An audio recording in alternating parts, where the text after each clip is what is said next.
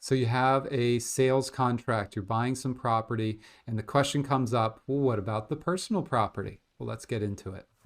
So the first thing we want to look at is, what does the contract give us? What kind of options do we have?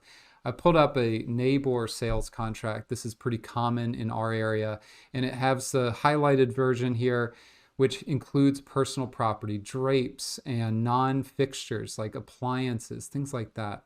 So you can actually add in more. You can put the couch, the bedroom set, the TVs. You can add those things on top. Or what I love is adding an inventory list. So a list of all the items that are going to be included, maybe even some sort of picture that goes along with it. I think it's a really smart idea to protect your buyer and seller to know what is actually occurring.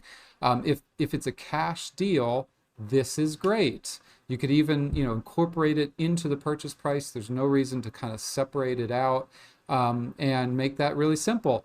Alternatively, you could separate it out. You could put in the other terms and conditions that buyers paying a $5,000 separately for the furniture as included in inventory A, something like that. That'd be great. That's wonderful. As long as the values are right, I think that makes a lot of sense. Now, the other scenario is if you have a loan. So let's say a mortgage lender is involved. In that scenario, we want to use one of these. This is a personal property agreement. You include this. It's a separate contract from the sales contract. You make no mention of it in either form. So down here, the important part is you state, that they are buying the real property located at this address. Who the buyer and seller are is listed up here. They wish to purchase personal property separately. They're going to pay separate consideration. So a real value for that furniture or the paintings or the jet ski. The purchase price for the personal property shall be paid by check and is in addition to the purchase price for the personal property or personal property for the real property.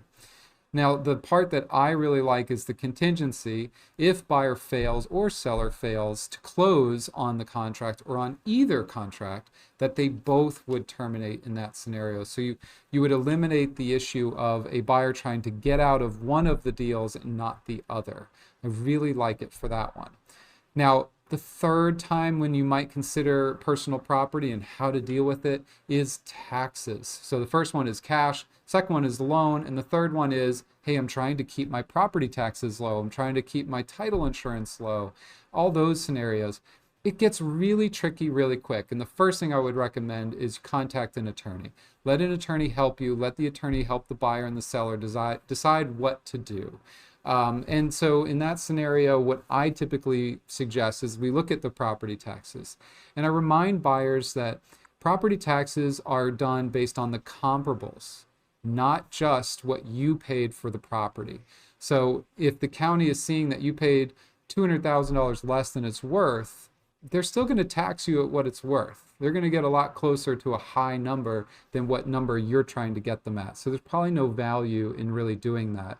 Separately, in Collier County, they'll actually send you a survey asking about whether you included personal property or if it was separate. So probably not something that'll help you that much.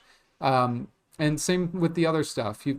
Document stamps is $7 per thousand, and the title insurance is $4, maybe $5 per thousand. So you could save a little bit. The trick is not at the expense of tax fraud. You do not want to be seen committing tax fraud. You want to keep it reasonable. You don't want the state of Florida or the IRS to come after you in that regard. So I hope that's helpful. If you have questions, you need our help, please don't hesitate to reach out, and good luck.